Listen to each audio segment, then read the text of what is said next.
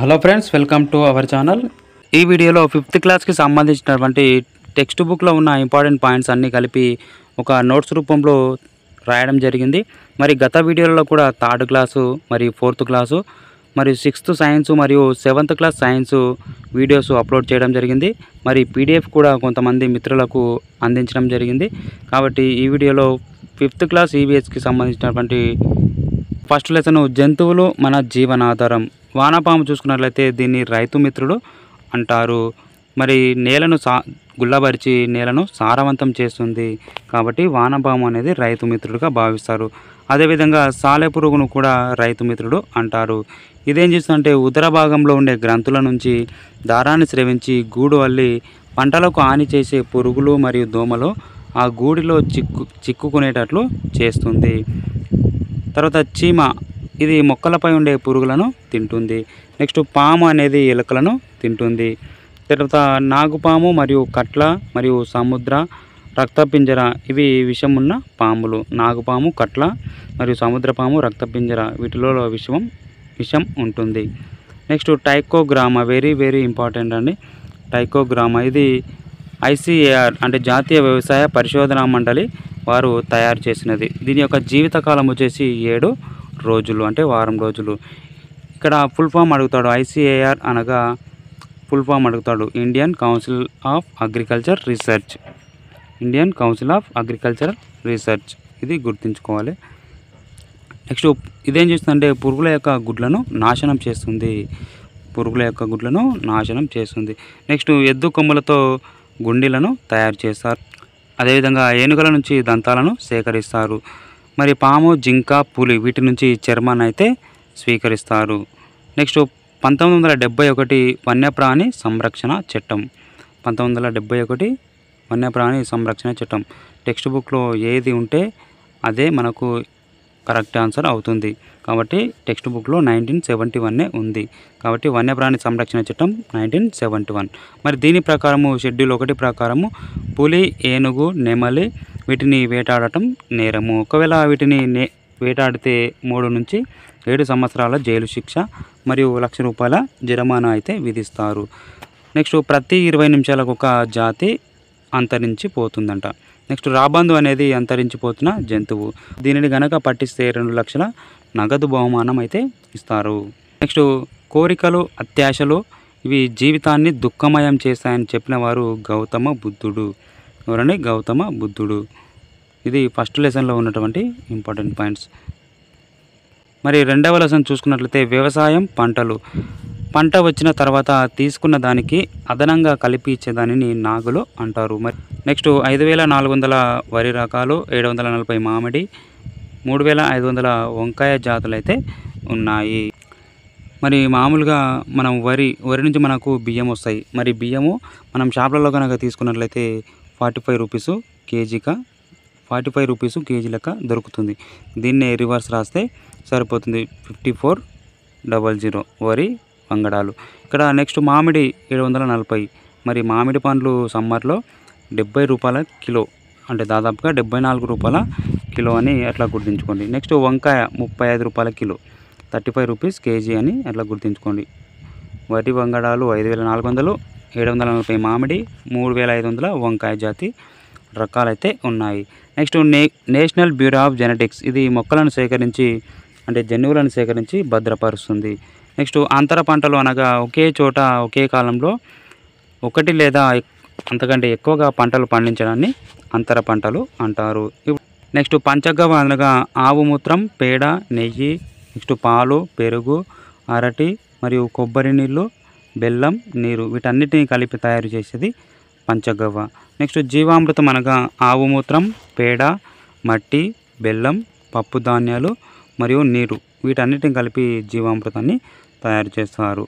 ఇవి 2 చాలా చాలా ఇంపార్టెంట్. అంటే దేనిలో ఏ మిశ్రమాలు కలుపుతారు అనేది ఇంపార్టెంట్, గుర్తుంచుకోవాలి. పంచగవ్వ మరియు జీవామృతం. నెక్స్ట్ తక్కువ నీటితో పండే పంటలు వచ్చేసి కందులు, వీటిని తోగాళ్ళు అంటారు. కందులనే మరొక పేరు తోగాళ్ళు. మరి జొన్నలు, తైదలను వచ్చేసి మరొక పేరు రాగులు.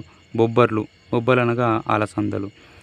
నెక్స్ట్ అనుములు, పెసర్లు, కొర్రలు, ఉలవలు, పల్లీలు, నెక్స్ట్ సజ్జలు, ఇవన్నీ తక్కువ నీటితో పండే పంటలు. ఇవి మారు పేర్లు గుర్తుంచుకోవాలి. కందులు అనగా తోగాళ్ళు, తైదలు అనగా రాగులు, తైదలన్న రాగులన్న ఒకటే. నెక్స్ట్ బొబ్బర్లు అనగా అలసందలు. మారు పేర్లు అనేవి గుర్తుంచుకోవాలి. నెక్స్ట్ రసాయనిక ఎరువులు వాడటం వలన భూసారం తగ్గి భూ కాలుష్యం పెరిగి వాతావరణంలో కాలుష్యం పెరుగుతుంది. నెక్స్ట్ ఆహార పంటలు వచ్చేసి వరి, మొక్కజొన్న, పప్పుధాన్యాలు. ఇవి ఆహార పంటలు. నెక్స్ట్ వాణిజ్య పంటలు వచ్చేసి పత్తి, జనుము, మిర్చి. ఇవి వాణిజ్య పంటలు, అంటే అమ్ముకోవడానికి పండించే పంటలని వాణిజ్య పంటలు అంటారు. ఆహారం కోసం పండే పంటలని ఆహార పంటలు అంటారు. నెక్స్ట్ ఇక్కడ వెరీ ఇంపార్టెంట్, ఇక్కడ వరి వంగడాలలో రకాలు చూసుకున్నట్లయితే IR20, నెక్స్ట్ అంస, నెక్స్ట్ స్వర్ణ, నెక్స్ట్ మసూరి, బంగారు తీగ, నెక్స్ట్ సాంబ. ఇక్కడ మన క్వశ్చన్ ఎలా అడుగుతాడంటే క్రింది వాణిలో వరి జాతికి చెందని రకం ఏది అని అడుగుతాడు. కాబట్టి వీటన్నిటి మనము గుర్తుంచుకోవాలి. IR20, అంస, స్వర్ణ, మసూరి మరియు బంగారు తీగ మరియు సాంబ. ఇవి వరి రకాలు. నెక్స్ట్ కందిలో గనక రకాలు చూసుకున్నట్లయితే ఎర్ర కంది, నల్ల కంది, ఆశ, నడిపి. ఇవి కందిలో రకాలు. నెక్స్ట్ వరి, జొన్న, శనగ. ఇవి పండించడానికి సుమారు 4 నెలల సమయం పడుతుంది, అంటే 120 రోజులు. నెక్స్ట్ జొన్న మరియు శనగలు ఇవి వచ్చేసి ఆరుతడి పంటలు లేదా వర్షాధార పంటలు. జొన్న మరియు శనగలు వర్షాధార పంటలు, లేకపోతే వీటిని ఆరుతడి పంటలు అంటారు. నెక్స్ట్ కంది మరియు పత్తి. ఇవి రెండు పండడానికి 6 నెలల సమయం అయితే పడుతుంది, అంటే 180 రోజులు. ఇవి కూడా ఆరుతడి లేదా వర్షాధార పంటలు. ఇవన్నీ వర్షాకాలంలోనే వేసే పంటలు. ఇవి సెకండ్ లెసన్లో ఉన్నటువంటి ఇంపార్టెంట్ పాయింట్స్. నెక్స్ట్ 3వ లెసన్ కనుక చూసుకున్నట్లయితే మనం చెట్లను పెంచుదాం. అడవులు 33% ఉండాలి, కానీ ప్రస్తుతము 21% మాత్రమే అడవులు ఉన్నాయి. మరి పాఠశాలలో కానుగ మరియు వేప నీడనిచ్చే చెట్లను ఎక్కువగా పెంచాలి. మరి ఇంటి ఆవరణలో నిమ్మ, మామిడి, జామ, సపోటా, అరటి, పారిజాతం, గన్నేరు, మల్లె మరియు పూల చెట్లు. ఇవి ఇంటి ఆవరణలో పెంచే మొక్కలు. నెక్స్ట్ మునగ, కరివేపాకు, కొబ్బరి, వేప, మైదాకు, టేకు. ఇవన్నీ ఇంటి ఆవరణలో పెంచే మొక్కలు. పాఠశాలలో అయితే కానుగ మరియు వేప చెట్లను పెంచాలి. మరియు రోడ్లకు ఇరువైపులా వేప, రావి, మర్రి మరియు కానుగ ఈ చెట్లను రోడ్లకు ఇరువైపులా నాటాలి. మరియు టెర్రస్, బాల్కనీలలో, కుండీలలో మొక్కలను పెంచాలి. ఎందుకంటే బాల్కనీలలో ప్లేస్ తక్కువగా ఉంటుంది కాబట్టి కుండీలలో మొక్కలను పెంచాలి. నెక్స్ట్ పెద్దగా పెరిగే చెట్లను చిన్న కుండీలలో పెంచడం.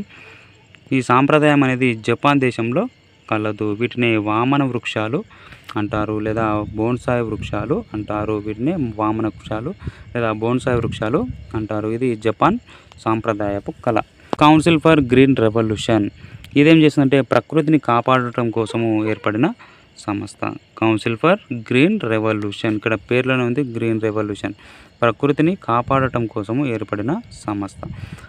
మరి దీని ఉద్దేశం ఏంటంటే 1,000,000 మొక్కలు మరి 650 స్కూళ్ళకు ఇచ్చి నాటమని చెప్పింది. మరి ఒక్క విద్యార్థికి 5 ప్లాంట్లు ఇచ్చి 650 స్కూళ్ళలో ప్రవేశపెట్టడం జరిగింది, అమలు చేయడం జరిగింది.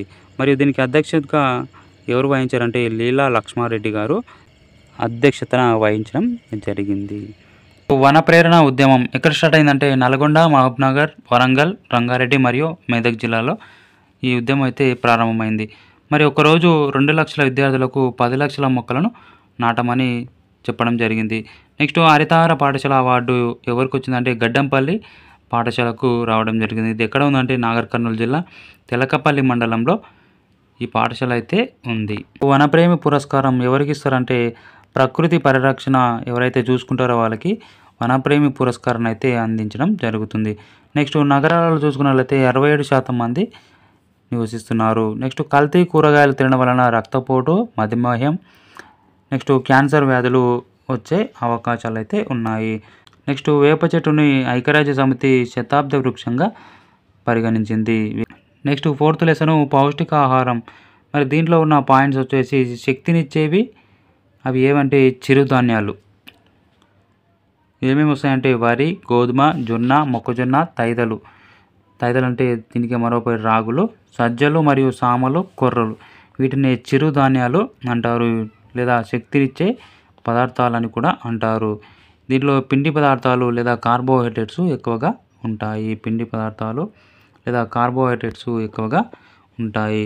ఎక్కువగా పిండి పదార్థం మరియు తక్కువ ప్రోటీన్స్ మరియు తక్కువ విటమిన్స్, తక్కువ ఖనిజ లవణాలు ఉంటాయి. ఎక్కువగా అయితే పిండి పదార్థాలు ఎక్కువగా ఉంటాయి. తక్కువ మోతాదులో ప్రోటీన్స్, విటమిన్స్ మరియు ఖనిజ లవణాలు ఉంటాయి. నెక్స్ట్ ఆలుగడ్డ, చక్కెర, బెల్లం, చిలకడ దుంపలు ఇవి శక్తినిచ్చే పదార్థాలు. శక్తినిచ్చేవి ఆలుగడ్డ, చక్కెర, బెల్లం, చిలకడ దుంప ఇవి ఇన్స్టెంట్గా శక్తినివ్వడం జరుగుతుంది. నెక్స్ట్ వెన్న, నెయ్యి, నూనె ఇవి కొవ్వులు. వెన్న, నెయ్యి, నూనె వీటన్నిటిని కొవ్వులు అంటారు. ఇవి శరీరంలో నిల్వ రూపంలో ఉండడం జరుగుతుంది. పెరుగుదలకు సహాయపడేటివి పప్పు ధాన్యాలు లేదా పాలు, గుడ్లు ఇవి పెరుగుదలకు సహాయపడతాయి. మరి పప్పు ధాన్యాలు కనుక చూసుకున్నట్లయితే శనగలు, పెసర్లు, మినుములు, కందులు, బఠానీ, చిక్కుడు, పాలు, గుడ్లు, మాంసం ఇవి పెరుగుదలకు సహాయపడతాయి. ఇందాక చిరుధాన్యాలు ఏవంటే జొన్నలు, సజ్జలు, రాగులు, తైదలు అవన్నీ చిరుధాన్యాలు. ఇవి పప్పు ధాన్యాలు. అలసందలు, బొబ్బర్లు.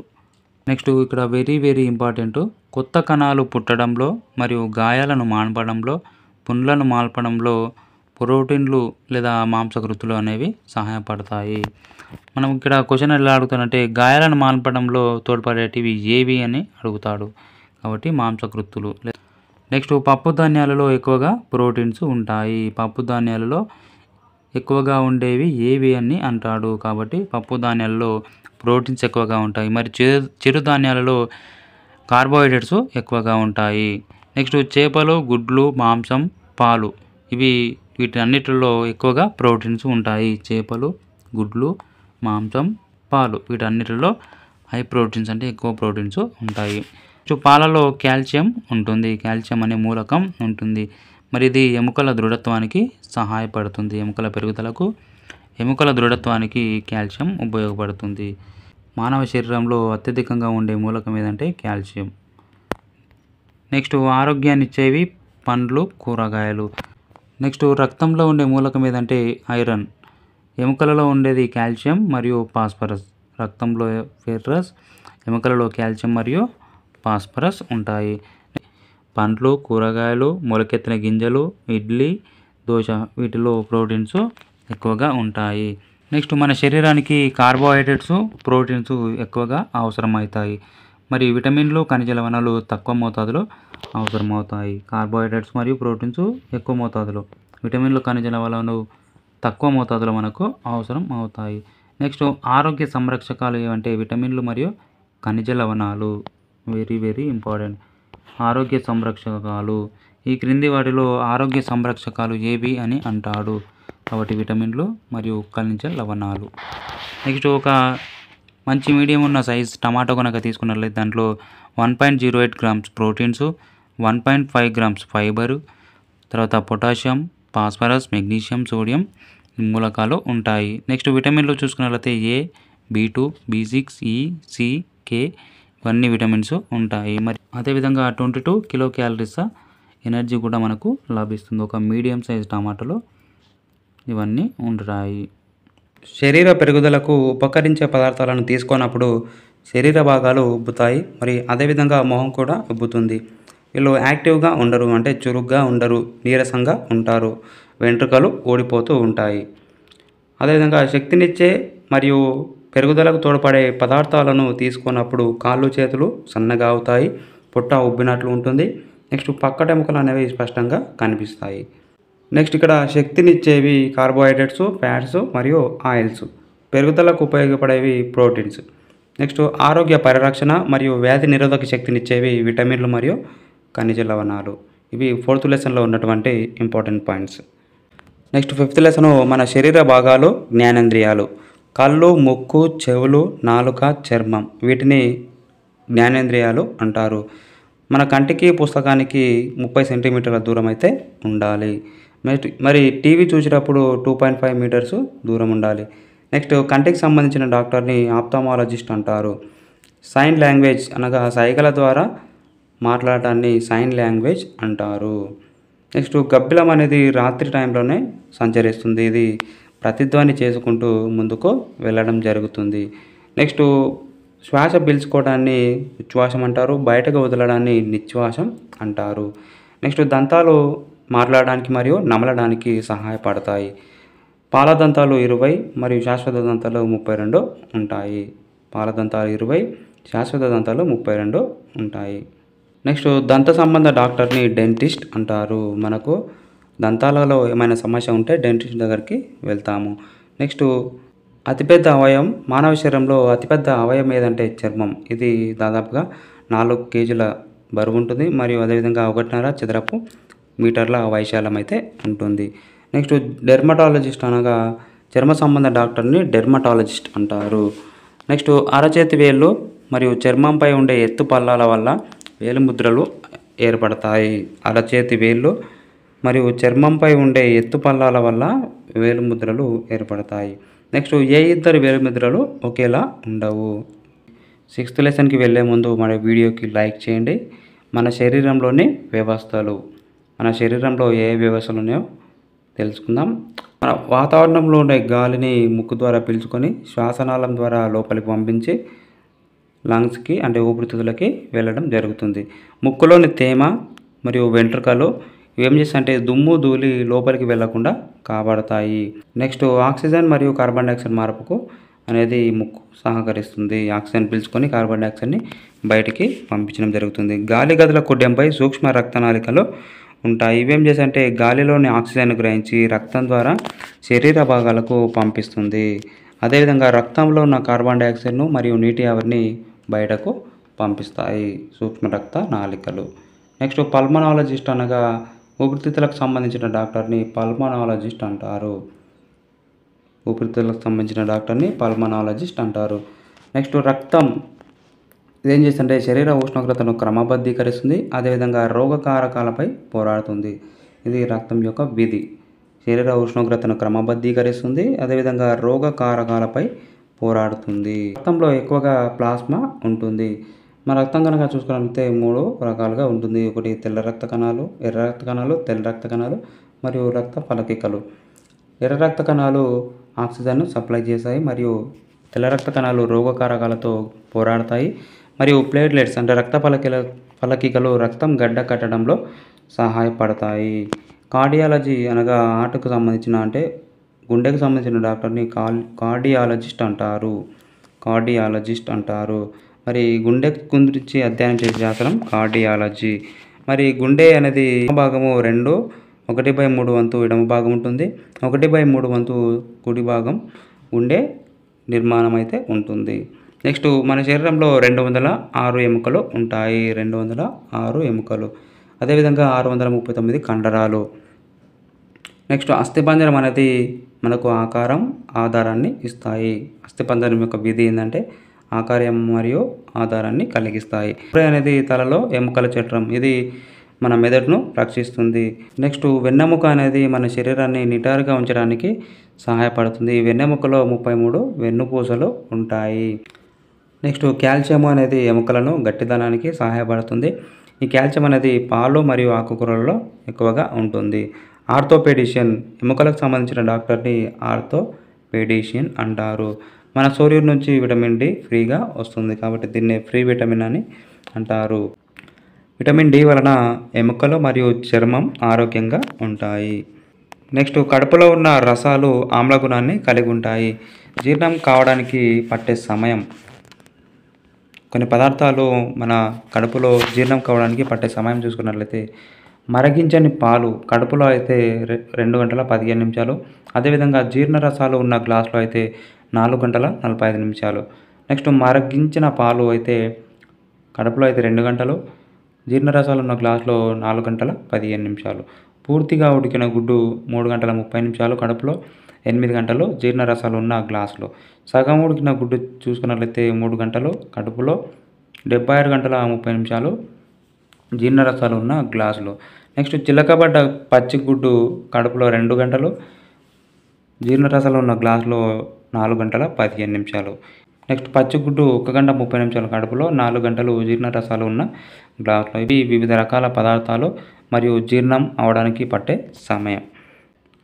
నెక్స్ట్ మనం తీసుకున్న ఆహారము నోటిలో 5 నుంచి 30 సెకన్ల ద్వారా నమలబడి ఆహార నాళం ద్వారా జీర్ణాశయంలోకి చేరుతుంది. ఈ ఆహార నాళంలో 10 నుంచి 15 సెకన్ల సమయంలో జీర్ణాశయానికి చేరుతుంది. మరి జీర్ణాశయంలో 3 నుంచి 5 గంటలు జీర్ణరసాలతో జీర్ణం అవుతుంది. చిన్న చిన్న ముక్కలుగా విభజించడం జరుగుతుంది. ఇది జీర్ణమైన ఆహారము చిన్న ప్రేగులోకి వెళుతుంది. జీర్ణమైన ఆహారం చిన్న ప్రేగులోకి వెళ్తుంది. ఇక్కడ కంప్లీట్గా దాదాపుగా జీర్ణం అవుతుంది. చిన్న ప్రేగులో 3 నుంచి 4 గంటల వరకు జీర్ణం అవుతుంది. ఇక్కడ జీర్ణమైన ఆహారము రక్తంలో కలుస్తుంది. జీర్ణం కాని ఆహారము పెద్ద ప్రేగుకి వెళ్తుంది. ఇక్కడ పెద్ద ప్రేగులో 8 గంటల నుంచి 3 డేస్ వరకు ఉంటుంది. పెద్ద ప్రేగులో ఇక్కడ కూడా జీర్ణం కాని ఆహారము బయటికి వెళ్ళిపోతుంది. జీర్ణమైన ఆహారం నీటితో శోషించుకొని రక్తంలోకి కలుస్తుంది. ఇది డైజెస్టివ్ సిస్టమ్. మన కడుపు అనేది 20% ఖాళీగా ఉండాలి. గ్యాస్ట్రోఎంటరాలజిస్ట్ జీర్ణవ్యవస్థకు సంబంధించిన డాక్టర్ని గ్యాస్ట్రోఎంటరాలజిస్ట్. నెక్స్ట్ చర్మము మరియు మూత్రపిండాలు విసర్జక వ్యవస్థగా పనిచేస్తాయి. విసర్జక అవయవాలుగా పనిచేస్తాయి. కిడ్నీకి సంబంధించిన డాక్టర్ని నెఫ్రాలజిస్ట్ అంటారు. జీర్ణవ్యవస్థకు సంబంధించిన డాక్టర్ని గ్యాస్ట్రోఎంటరాలజిస్ట్, మరి కిడ్నీకి సంబంధించిన డాక్టర్ని నెఫ్రాలజిస్ట్ అంటారు. మరి కిడ్నీకి సంబంధించిన శస్త్రచికిత్సలు చేసేవాడిని యూరాలజిస్ట్ అంటారు. కిడ్నీకి సంబంధించిన డాక్టర్ని నెఫ్రాలజిస్ట్ అంటారు. మరి దీనికి సంబంధించిన శస్త్రచికిత్సలు చేసేవారిని యూరాలజిస్ట్ అంటారు. నెక్స్ట్ మెదడు మరియు నాడులకు సంబంధించిన డాక్టర్ని న్యూరాలజిస్ట్ అంటారు. మెదడు మరియు నాడులకు సంబంధించిన డాక్టరు న్యూరాలజిస్ట్. ఇవి 6th లెసన్లో ఉన్నటువంటి పాయింట్స్. నెక్స్ట్ 7th లెసను అడవులు గిరిజనులు. ఆదిలాబాద్ జిల్లాలో గోండులు ఎక్కువగా ఉంటారు. ఆదిలాబాద్ జిల్లాలో గోండులు ఎక్కువగా ఉంటారు. మరి వీళ్ళు పండ్లు, చింతపండు, తేనెను ఎక్కువగా తీస్తారు. మరి గోండుల ఇండ్లపైన బొమ్మలు ఉంటాయి. ఎవరి ఇండ్లపైన బొమ్మలు ఉంటాయి అని అంటాడు. గోండుల ఇండ్లపైన బొమ్మలు ఉంటాయి. నెక్స్ట్ వీళ్ళ యొక్క గ్రామదేవత వచ్చేసి అక్కిపెన్. వీళ్ళ యొక్క గ్రామదేవత అక్కిపెన్. నాగోబా జాతర వీళ్ళ యొక్క ప్రసిద్ధమైన జాతర ఏదంటే నాగోబా జాతర. గోండుల అతి ముఖ్యమైన జాతర. ఇది ఎక్కడ జరుగుతుందంటే ఇంద్రవెల్లి మండలం కేశ్లాపూర్ గ్రామంలో ఎవ్రీ సంవత్సరము 5 రోజుల పాటు ఈ జాతర అయితే జరుగుతుంది. మరి నెమలి పింజాలతో నాట్యం ఆడుతారు. నాగోబా జాతర ఆదిలాబాద్ జిల్లా ఇంద్రవెల్లి మండలం కేశ్లాపూర్ గ్రామంలో ప్రతి సంవత్సరము 5 రోజుల పాటు ఈ నాగోబా జాతర అయితే జరుగుతుంది. నెక్స్ట్ వీడి యొక్క నృత్యం ఏదంటే గుస్సాడి నృత్యం. గుస్సాడి నృత్యం నెమలి పించాలతో నృత్యం చేసేదాన్ని గుస్సాడి నృత్యం అంటారు. గుస్సాడి నృత్యం ఎవరికి సంబంధించింది అని అంటాడు కాబట్టి గోండులు. నెక్స్ట్ చెంచులు. చెంచులు చూసుకున్నట్లయితే వీళ్ళు నల్లమల్ల అడవిలో ఎక్కువగా కనిపిస్తారు. నాగర్ కర్నూలు జిల్లా నల్లమల్ల అడవిలలో చెంచులు ఎక్కువగా మనకు కనిపిస్తారు. వీరు అడవిని తల్లిగా భావిస్తారు. మరి అడవిలో దొరికే తేనెను ఎక్కువగా తీస్తారు. వీళ్ళు కుందేళ్లను మరియు పిచ్చుకలను వేటాడరు. కుందేళ్ళు మరియు పిచ్చుకలను వేటాడరు. మరి వీరి యొక్క ఆహారం వచ్చేసి రాగి సంకటి. ఆహారం వచ్చేసి రాగి సంకటి. నెక్స్ట్ వీరి యొక్క ఇండ్లను గుడిసెలు అంటారు. కొన్ని గుడిసెలను కలిపి పెంటలు అంటారు. మరి కొన్ని పెంటలను కలిపి ఒక గ్రామంగా పిలుస్తారు.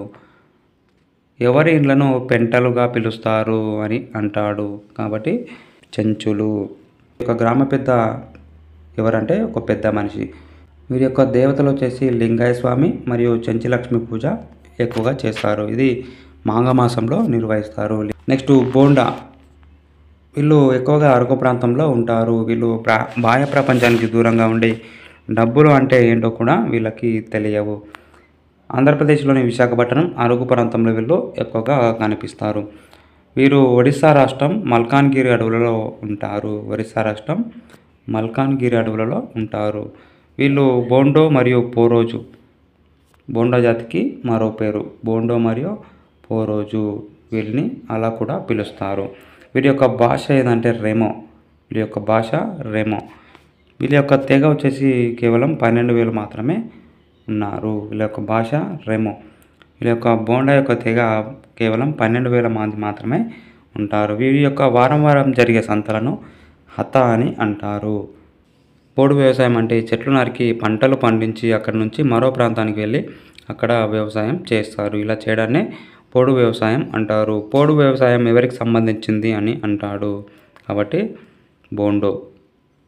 బోండా జాతి వారు పోడు వ్యవసాయాన్ని ఎక్కువగా చేస్తారు. నెక్స్ట్ వినిమయ ప్రోధ అనగా వస్తు మార్పిడి, వస్తువులను ఇచ్చిపుచ్చుకోవడాన్ని వినిమయ ప్రోధ అంటారు. నెక్స్ట్ వీళ్ళు జనపనారతో చేసిన బట్టలను ఎక్కువగా ధరిస్తారు. మరి ఆ జనపనార మొక్కలను దారాలను ఎలా తీస్తారో చూసుకుందాం. జనపనార మొక్కలను ఫస్ట్ సేకరించి వాటిని నీటిలో నానబెడతారు. పెట్టిన తర్వాత వాటి నుంచి దారాలు తీస్తారు. ఆ దారాలను మరి మగ్గాలలో అల్లుతారు, అంటే మగ్గాలలో నేస్తారు.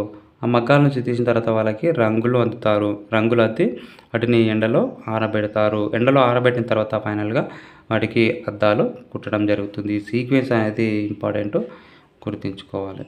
ఫస్ట్ జనపనార మొక్కలను సేకరిస్తారు, నానబెడతారు, దారాలు తీస్తారు, మగ్గాలలో నేస్తారు, రంగులు అద్దుతారు, నెక్స్ట్ ఎండలో ఆరబెట్టి అద్దాలను అయితే కుడతారు. వెదురు, యూకలిప్టస్ మరియు సబాబుల్ ఈ మొక్కల నుంచి కాగితాన్ని అయితే తీస్తారు. వెదురు, యూకలిప్టస్, సబాబుల్. నెక్స్ట్ ఆదిలాబాద్ జిల్లా కొమరంభీం, నిర్మల్, మంచిర్యాల, పెద్దపల్లి, జయశంకర్, మహమ్మదాబాద్, భద్రాద్రి, నాగర్ కర్నూల్ ఈ జిల్లాలలో ఎక్కువగా అడవులు విస్తరించి ఉన్నాయి. ఆదిలాబాద్, నిర్మల్, కొమరంభీం, మంచిర్యాలలో ఇక్కడ ఎక్కువగా గోండు జాతి వారు మనకు కనిపిస్తారు. ఆదిలాబాద్, నిర్మల్, కొమరంభీం, మంచిర్యాల్ ఈ ప్రాంతాలలో గోండు జాతి వారు ఎక్కువగా ఉంటారు. మరియు వీరితో పాటు కోలామి, ప్రధాన్, తోటి ఈ జాతుల వాళ్ళు కూడా ఉంటారు. మరి భద్రాద్రి జిల్లాలో కోయ, కొడరైన్లు ఎక్కువగా ఉంటారు. మహమ్మదాబాద్లో బంజారాలు ఎక్కువగా ఉంటారు. భద్రాద్రిలో కోయ, కొడరైన్లు, మహమ్మదాబాద్లో బంజారాలు మనకు ఎక్కువగా కనిపిస్తారు. నెక్స్ట్ మన దేశంలో 21.5% అడవులు ఉన్నాయి. అంటే 6,92,027 చదరపు కిలోమీటర్లు విస్తరించి ఉన్నాయి. మన దేశంలో ఫస్ట్ ప్లేస్ కనుక చూసుకున్నట్లయితే మధ్యప్రదేశ్ 77,000 చదరపు కిలోమీటర్లు ప్రథమ స్థానంలో ఉంది. మరి మన తెలంగాణలో 46,389 చదరపు కిలోమీటర్లు అంటే 16.89% అడవులు ఉన్నాయి. మరి మన తెలంగాణలో జయశంకర్ జిల్లాలో ఎక్కువగా అడవులు విస్తరించి ఉన్నాయి. నెక్స్ట్ చెట్లను మరియు అడవులను నరకడం వలన కార్బన్ డైఆక్సైడ్ వాతావరణంలో ఎక్కువగా అవుతుంది. అందుకే భూభాగం అనేది వేడెక్కుతుంది. ఇలా వేడెక్కడాన్ని గ్లోబల్ వార్మింగ్ అంటారు. భూభాగం వేడెక్కడం వలన వర్షాలు తగ్గుతాయి. ఇవి 7th లెసన్లో ఉన్నటువంటి ఇంపార్టెంట్ పాయింట్స్.